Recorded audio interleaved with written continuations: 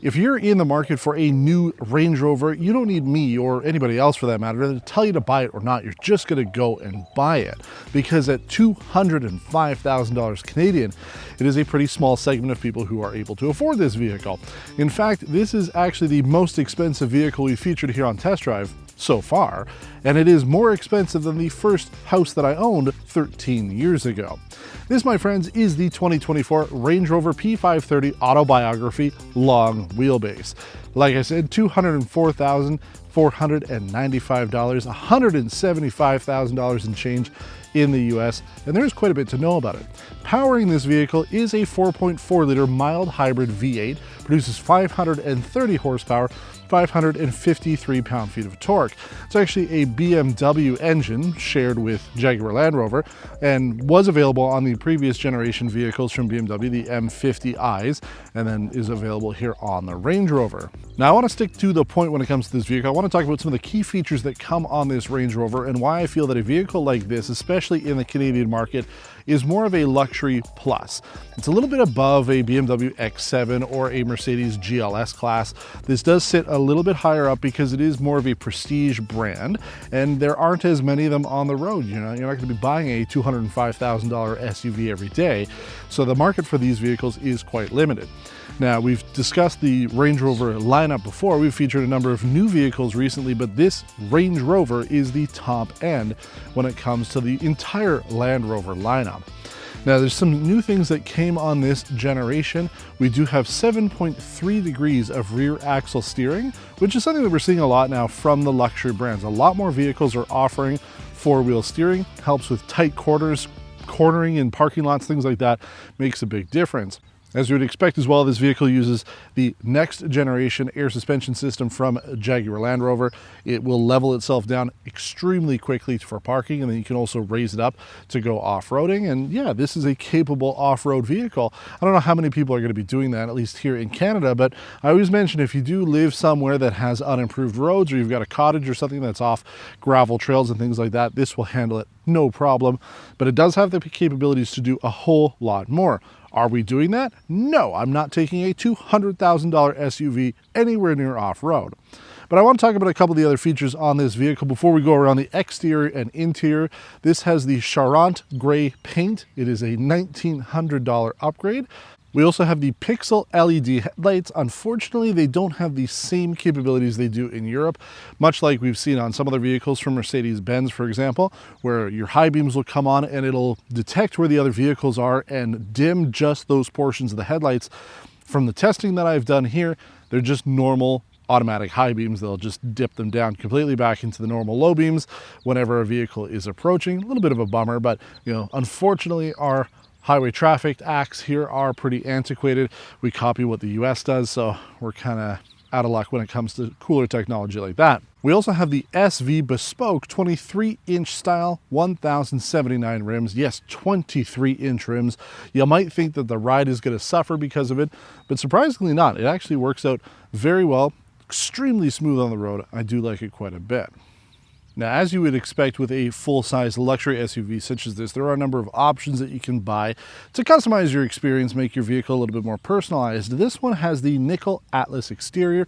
It's an $1,100 option, and it basically adds this nickel finish to all the accent pieces throughout the vehicle. So on the side here, the badging on the front, the grille, the rear lower diffusers, things like that, all of that is in this nickel plating. It looks really cool. And then the easiest way to tell that this is a full-size Range Rover is this U on the side of the front doors. It is there to remind other people that you can't afford it. Now, we also have a 23-inch full-size spare tire. That's a $750 option. And then we also have the towing package for another $1,200.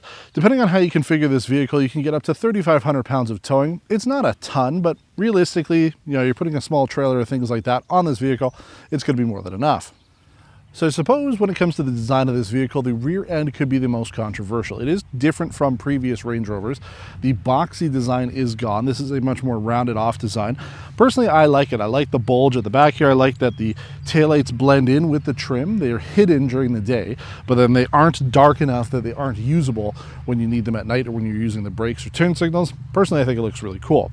Now, the rear end of this is pretty traditional to Range Rover. We have the split tailgate, is super functional, especially if you do get the package that allows you to sit on the rear here. There's almost like chairs that come into it, but it works out great. You've got controls in the back to be able to lower the suspension or even raise it if you needed to, fold the seats flat, and then our sunshade on the back here, the privacy cover, is automatic. And you can turn that off if you don't want to, but it does open up automatically when you open the trunk, making it just a whole lot easier to get things into the back of your Range Rover. So good stuff from here, nothing else that we wouldn't expect. And because this is the long wheelbase model, it is a much bigger trunk. You've got essentially space for days, even though the rear seats do take up quite a bit of that back area, just because you've got all the motors in there and there's quite a bit of space between where the actual backs of the seat end and where all the compartment for it goes.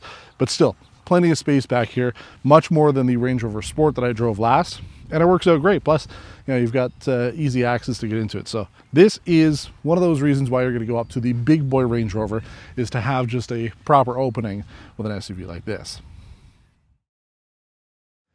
So the rear seats of the Range Rover are pretty special. As you would imagine, being a long wheelbase vehicle, you should be able to fit quite a few people in here, but no, this is a vehicle to be driven in.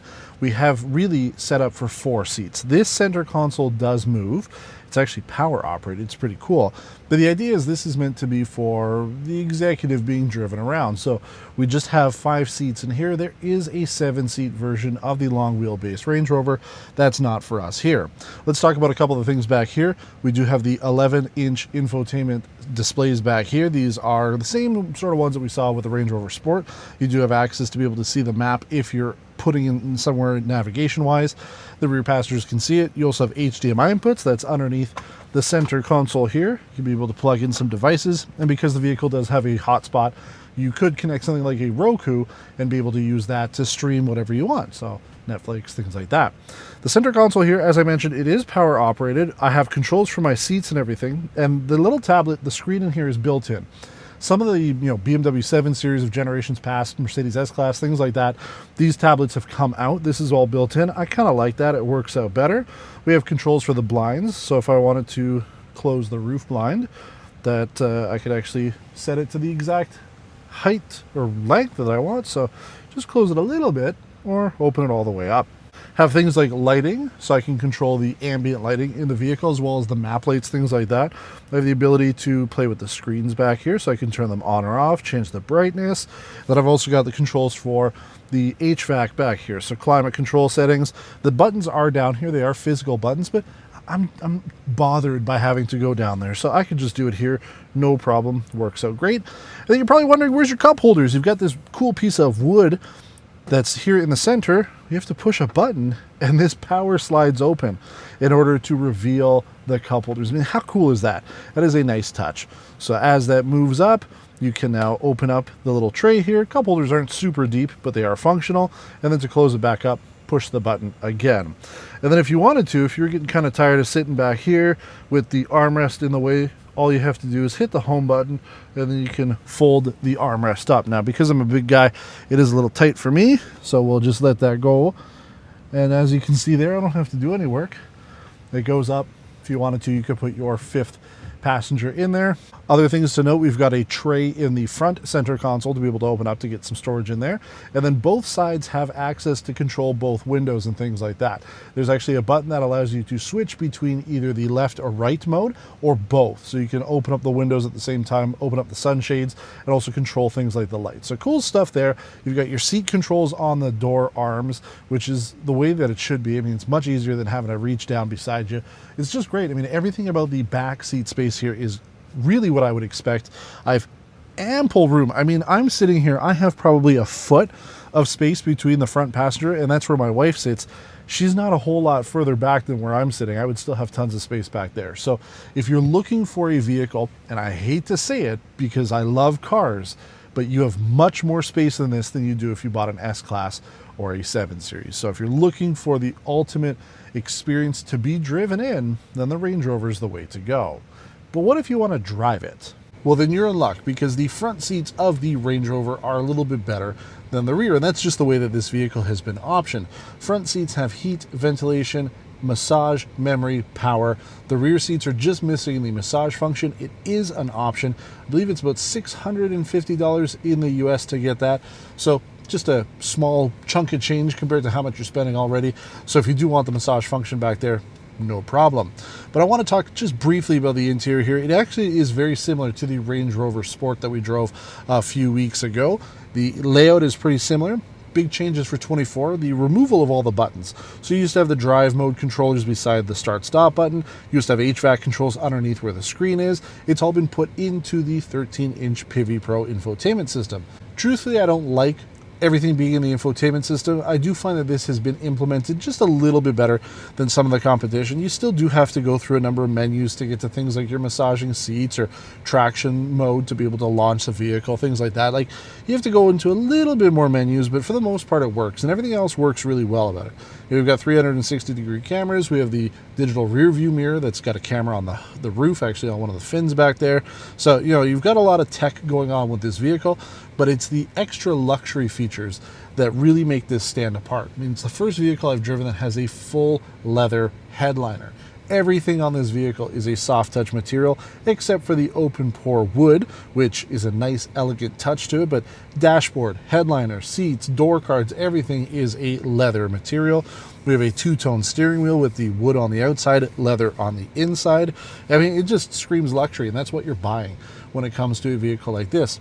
The carpets are also super plush. They're very thick and fluffy, which helps to absorb some of the sound. So when you're driving along, there's pretty much nothing that you hear of the outside world. And that's, again, the reason why you're going to be buying a vehicle like this.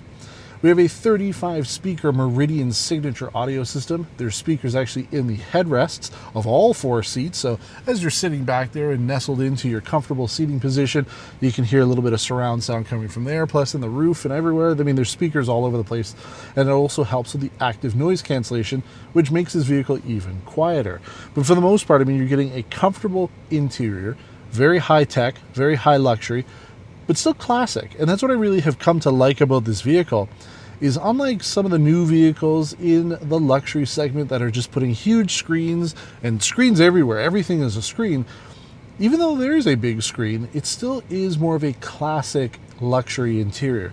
We have design elements that make this feel a little bit more old school than the new school stuff, and that's what I really like about the Range Rover. But there's only so much that I can tell you about it while I'm seated here. I think we should take this on the road, tell you why you're going to be interested in the P530 model and everything else about the 2024 Range Rover. All right, folks, so while we navigate the parking lot here as we're exiting where I was filming, I want to talk about our fuel economy. We completed our 100-kilometer test loop in eco mode in a pretty magical 9.3 liters per 100 kilometers, which is surprising considering how big this vehicle is. Now, the mild hybrid, it's not really doing anything to offset the overall fuel efficiency while you're on the highway, because it really is just there to help alleviate some of the stress when you're coming to a stop with the auto stop start system and gear shifts, things like that. Like, mild hybrids don't do a ton. I mean, you know, when you've got like 100 of them on the road or 100,000 of them on the road, those start to add up when it comes to the overall fuel efficiency. But like, for the most part, you're still getting all the same, you know, fuel efficiency you would expect. So considering how big and heavy this SUV is, I'm pretty impressed by those numbers. Driving around here in town now, I've done only 318 kilometers. It's kind of shy of what I should be doing considering this is such a nice vehicle, but we're at 13.4. It's not terrible. So fuel is not really going to be a concern for people who are driving a $200,000 SUV, but just there for your information. So let's talk a little bit about the ride first of all, because it has been splendid. I just love driving this vehicle.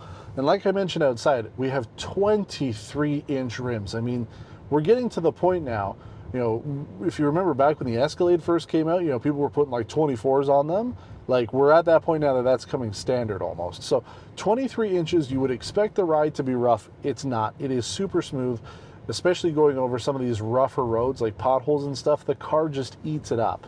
So if you're worried about the big rims, you know, yeah, you could go with the 22s. They'd be like a little bit better, but I'm not really noticing any degradation to my overall ride quality because of how big the rims are. Now we also have that air suspension. We've talked about it before, but it is so good. It's easily one of the best air suspensions I've driven. It's extremely quick, and that's what you want, especially for an exit entry mode. You want to make sure that you're getting in and out of the vehicle quickly, not sitting there waiting for the suspension to lower. No, it's super, it's like a second. It's down to the right position. So very good stuff there. I haven't tested the off-road mode. Don't need it, don't want it. I'm not doing off-road stuff with this. I'm just driving it. And vehicle starts up in auto mode, auto terrain response. You can keep it in comfort. I do keep it in dynamic, and I do turn off the auto stop start system. And there's nothing wrong with the stop start system. It's actually extremely smooth. I have no problems with it. You come to a stop and it starts up right away. There's no delay or lag issues. It works really well. I'm not caring at this point. I just want to drive the car and enjoy it. So I'm putting it through the paces of not using the system just because I want the performance there all the time. Now, we can put the transmission into sport mode. I'll mash it down. What I really love about how big this SUV is it lifts up as you're going. You probably can't see it on the camera, but as I accelerate, whoa, all the power's going to the back, and we're getting lifted up. So here, I'm gonna bring the vehicle to a very quick stop, and then we'll do, oh yes, oh come on. I love it. It's not making a racket out of the back, even though it is a 4.4 liter V8 engine. It's nothing to get excited about, but it's not meant to. Again, the vehicle like this are for distinguished individuals who want something different than your typical BMW or Mercedes. You want something that stands out. You want something that comes with the prestige that you can only get from a certain number of vehicles. And like I've mentioned in videos previously, I think there's 3 vehicles, 4 really, that you can look at in the SUV market that really command respect no matter what. Escalade, G-Wagon, Range Rover, and the Defender. 2 of them are made by Land Rover. Every time I see one of those vehicles, I'm like, ooh, excited because somebody's bought something cool.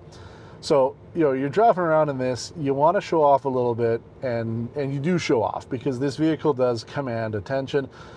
Even though the Range Rover family now has 4 vehicles, you've got the Range Rover, Range Rover Sport, the Range Rover Velar, and the Range Rover Evoque, you still know that this true Range Rover is the big daddy. This is the one to buy if you've got the money, and you're getting what you pay for. It has been a superb week with this. And even though we haven't featured the Mercedes GLS, and the X7 that I did was 4 years ago now, so they're not fresh in my memory. The one vehicle that is fresh in my memory is the S-Class. And as much as I love Mercedes, how would I compare this to the experience that the S-Class gives me? And I would say that this is better. Yes, folks, that's right. The guy who prefers cars and is a Mercedes fanboy would take the Range Rover over an S-Class. I've come to love this car. I really do like it. Everything about it has been great. Are there negatives to it? I don't know. Yeah, the price tag is ridiculous. It's one of the most stolen vehicles in Ontario. In 2022, 4% of all Range Rovers were stolen, and that is a staggering percentage of vehicles. Yeah, I know it doesn't sound like much, but 1 out of every 25 are being stolen, which is pretty bad. So you make sure you lock yours up if you buy one. But this has been a great week with it. It has shown me exactly what Range Rover can do at the top end. And yes, it is better than the Sport that we drove. Would I prefer this over a plug-in? That's the thing. I think for me, and not even I know for me, I would take the plug-in just because I do so much driving in town that 80 kilometers of electric range goes a long, long way. And I'm going to be filling this up. It's probably going to cost me about $150, and then I have to drop it back off full. So there's going to be another $60 just to get it back. So fuel efficiency and fuel costs, not great. Plug-in though, that's the way to go. So it's cool that it's offered in the States. It would be nice if they bring it up here. JLR has been a little bit slower bringing the products to Canada because we are a smaller market, but I would say that would be what I would buy. And let me know in the comments too, because we've asked that when it came to the S-Class, and I see a lot of the plug-in luxury vehicles on the road. So I'm thinking that people are buying them. Maybe they want HOV access. Maybe they do care about fuel economy or the overall cost of how much it is to fill up the vehicle. So let me know, would a plug-in Range Rover work for you, or would you rather go with something like this, the V8? But essentially, I have nothing negative to say about this vehicle. I have absolutely loved this thing. And yeah, it's the clear winner compared to the X7 that we drove, and it is a clear winner even against the S-Class. But as always, we do get back to everybody in the comments. So if you have questions about the Range Rover or anything else that we're doing here at Test Drive, please let us know. We'll get back to you as quickly as we can. We invite you to subscribe to our channel also. And also, we have a membership. You can help support the channel with a small monthly contribution that helps us produce content like this and do other extracurricular activities here on Test Drive. But as always, we appreciate you watching. Until next time, take care.